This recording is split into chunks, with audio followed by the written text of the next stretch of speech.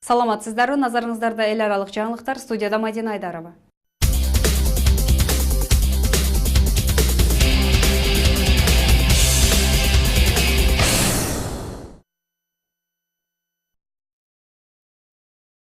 Атланта шаарындагы ооруканага Эбола вирусун жуктуруп алган 4-чү америкалык жаран 9-сентябрда жеткирилген. Дүйнөлүк саламаттыкты сактоо уюмунун маалыматына ылайык, ал Батыш Африкадагы Сьерра-Леон мамлекетинде дарыгер болуп иштеген.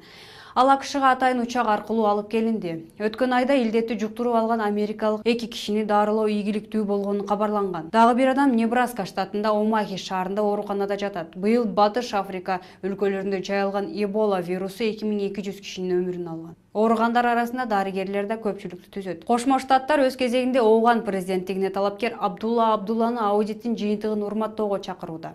Мамлекеттик департаменттин маалымат катчысы Джен Псайки 8-сентябрда буларды билдирген. Биздин көз караш боюнча Бириккен Улуттар уюмунун көзөмөлүндө аудит уланып жатат. Ал жараяндын бир бөлүгү бүтүп, бирок баардык иштер аягына чыга элек. Доктор Абдулла Конституциянын урматтарын билдирген. Биз талапкерлер менен сүйлөшүп, маселени алдыга жылдыруунун үстүндө иштеп жатабыз. Бирок Абдулла 14-июндагы президенттик шайлоонун жыйынтыгын кабыл албасын жана улуттук биримдик өкмөттүн түзүүгө катышпастыгын белгилеген. Ал шайлоо жыйынтыгы бурмаланды, ал эми көз боемочулук менен түзүлө турган өкмөткө барбастыгын айтууда. Июлда чыгыш Украинада кулаган малайзиялык авиалайнерге кубаттуу энергия бөлгөн объект тийген. Бул жөнүндө 9-сентябрда Нидерланддардын авиа коопсуздук комиссиясынын мүчөсү Рейтер агенттигине билдирди.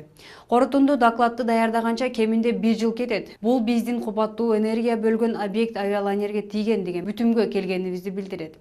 Бул эмне предмет экенин аныктоо келечектеги иликтөөнүн бир бөлүгү. Малайзиянын премьер-министри Наджиб Тун Разактын айтымында нидерландиялык эксперттердин изилдөөсү МН-17 авиалайнери жер аба типиндеги ракета менен атып түшүрүлгөнүн тастыктайт. Разак билдирүүнү нидерландиялык эксперттердин тыянагы жарыялангандан кийин жасады.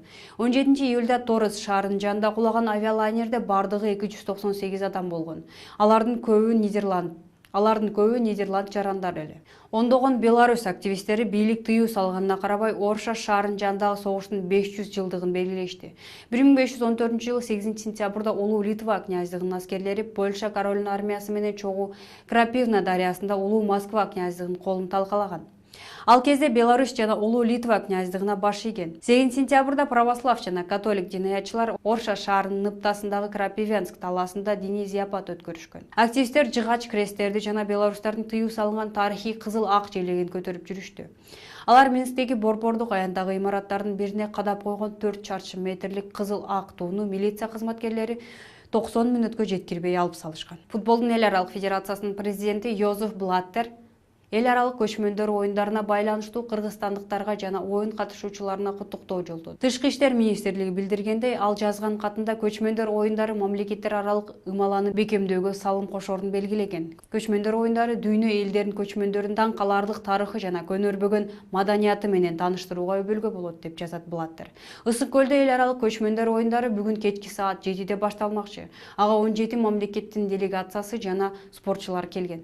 Ушуну менен бүгүнкү жаңылыктар аягына жетти. Саламатта калыңыздар.